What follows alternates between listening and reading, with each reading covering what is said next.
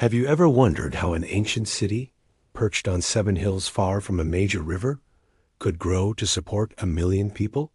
How did it become the sprawling, magnificent capital of the largest empire the world had ever seen? The answer, my friends, isn't just in its legions or its emperors. The secret to Rome's power flows through its veins, a story of ingenuity, ambition, and the conquest of water itself. Before the aqueducts, Rome was a thirsty city. Its people relied on the Tiber River, local springs, and wells. But as the population exploded, this was not enough. The water was often polluted, leading to disease and limiting the city's growth. The Romans knew that to build their eternal city, they needed a revolutionary solution. They needed to bring the mountains to Rome, and so began one of the greatest engineering marvels in human history, the Roman aqueducts. This wasn't just about digging a few channels. It was a monumental undertaking that spanned centuries. Roman engineers, armed with simple tools like the groma for surveying and the chorobates for leveling, set out into the wild landscape surrounding the city. Their mission? To find pure, fresh springs high in the hills, sometimes dozens of miles away, and to devise a way to carry that water all the way back to the heart of the city. The genius of the aqueducts lay in a simple, powerful force: gravity. The entire system was designed with an incredibly precise, gentle slope. We're talking a drop of just a few inches for every 100 feet. This gradient had to be perfect. Too steep, and the rushing water would erode the channels. Too shallow, and the water would stagnate. Over miles and miles of unforgiving terrain, they maintained this perfect slope. It's a testament to their incredible skill in mathematics and surveying. When they encountered a valley, they didn't go around it, they went over it. They built those iconic, magnificent arched bridges that we still see standing today. Structures like the Pont du Gard in France are not just beautiful. They are masterpieces of engineering, built with stone, mortar, and an incredible understanding of physics. Each arch distributes weight so effectively that these structures have withstood earthquakes, floods, and the passage of 2,000 years. But what about mountains? Did they stop the Romans? Not a chance. When a mountain stood in their way, they tunneled straight through it. Imagine working by candlelight with hand tools, chipping away at solid rock, meter by meter, to create a perfectly graded tunnel miles long. Sometimes they would dig from both ends of the mountain and meet in the middle, a feat that would be impressive even with modern technology. By the height of the empire, 11 major aqueducts fed the city of Rome, delivering over 1 billion liters of fresh water every single day. That's more water per person than many modern cities have today. This constant, reliable supply of clean water was the lifeblood of the city. It transformed Roman life completely. First, public health skyrocketed. With clean drinking water readily available from public fountains or castella placed throughout the city, waterborne diseases plummeted. The Romans understood the link between clean water and a healthy population long before modern science. Then there was the matter of hygiene. The aqueducts didn't just supply drinking water. They fueled the legendary Roman baths. These weren't just places to get clean. The thermae were massive, opulent social hubs. They were the equivalent of our community centers, gyms, and spas all rolled into one. You could exercise, get a massage, read in a library, conduct business, and socialize, all while enjoying hot, warm, and cold pools. This level of public hygiene was unprecedented in the ancient world and was only possible because of the sheer volume of water flowing into the city. The water also powered industry. It drove flour mills, tanning operations, and mining projects, fueling the Roman economy. It flushed the city's first complex sewer system, the Cloaca Maxima, carrying waste out of the city and further improving sanitation. And of course, it supplied the private villas of the wealthy, who could afford to have running water piped directly into their homes, a true symbol of status and luxury. And let's not forget the spectacle. Roman emperors knew how to put on a show.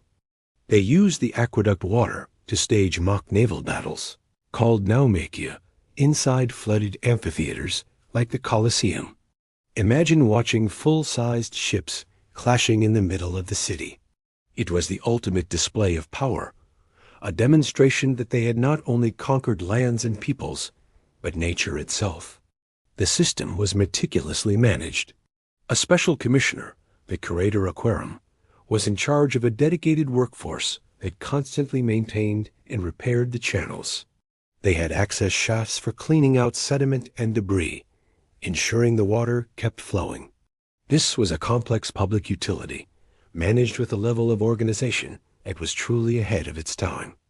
So when we look at the ruins of the Roman Empire, it's easy to focus on the Colosseum or the Forum, but perhaps the most profound legacy is the silent, stoic arches of the aqueducts stretching across the countryside.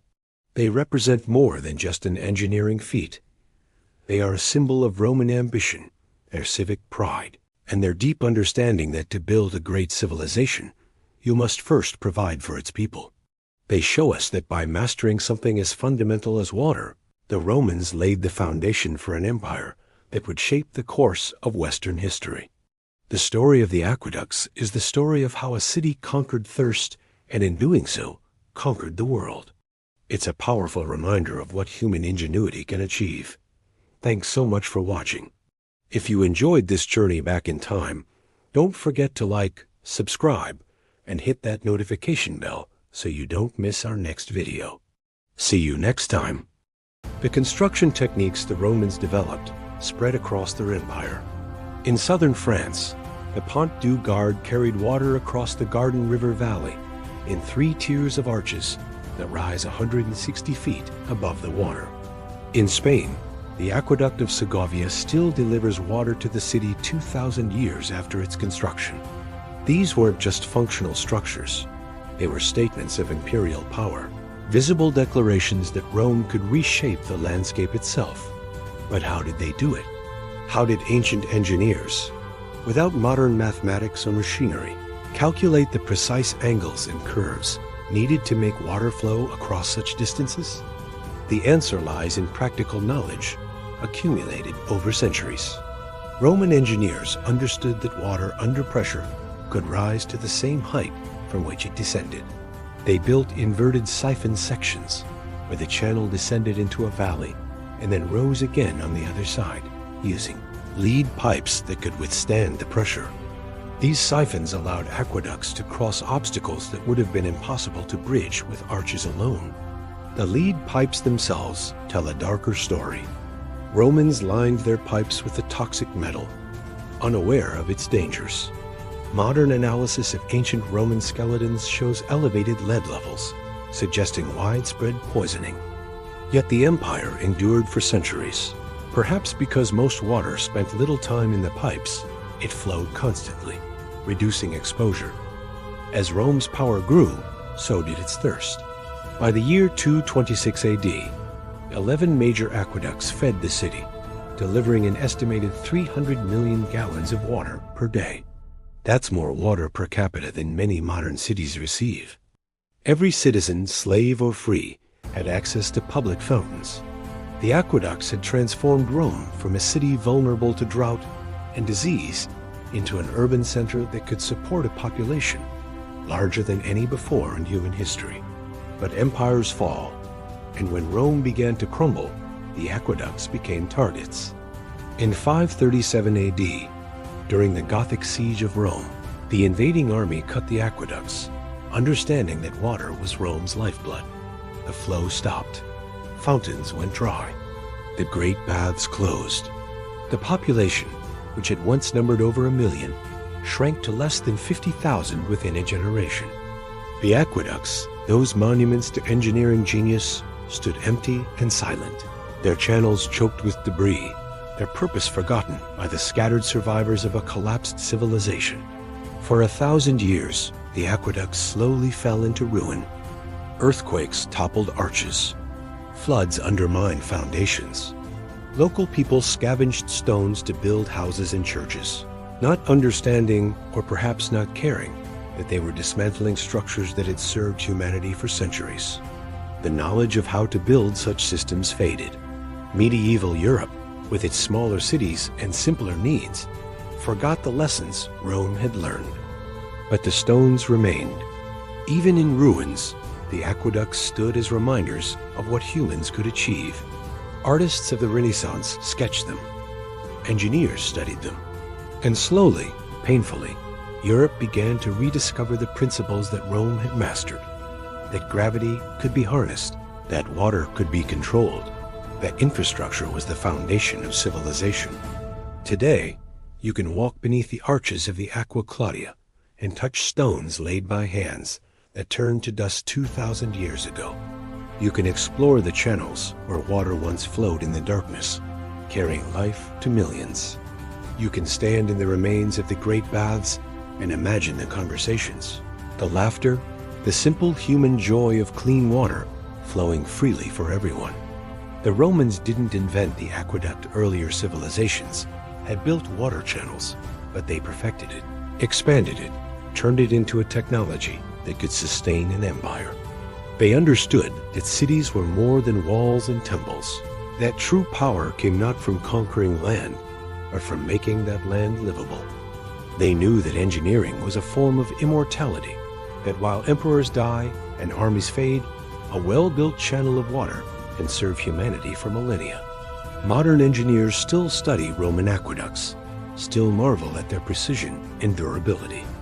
When we build water systems today, we're following principles the Romans established: the importance of gradient, the strength of the arch, the necessity of maintenance, the understanding that infrastructure is the invisible foundation on which all civilization rests. Every time you turn on a tap and clean water flows, you're benefiting from knowledge that Romans died to discover and preserve. The aqueducts teach us something profound about human capability. They were built without engines, without electricity, without computers or calculators. They were built with human hands, human minds, and human determination. They prove that with enough time, enough labor, and enough collective will, humans can accomplish feats that seem impossible. They show us that our ancestors were not primitive. They were brilliant problem solvers who found elegant solutions to complex challenges. But they also teach us about fragility. The same aqueducts that sustained Rome for 500 years fell silent when the empire collapsed. Infrastructure requires not just building, but maintaining, not just engineering, but defending. The knowledge that created the aqueducts can be lost, and when it's lost, civilization itself can fail. We live in a world of pipes and pumps that bring water to billions. Yet many of us never think about the systems that sustain our lives until they stop working. In the hills outside Rome, water still flows from the same springs that fed the ancient aqueducts, running down to valleys where crumbling arches stand guard over an empty channel, monuments to human ambition and human achievement, reminders carved in stone that we are capable of greatness. When we work together toward a common goal, that the structures we build can outlast empires and speak across centuries, asking us one eternal question: what will we build that future generations will marvel at, long after we've turned to dust?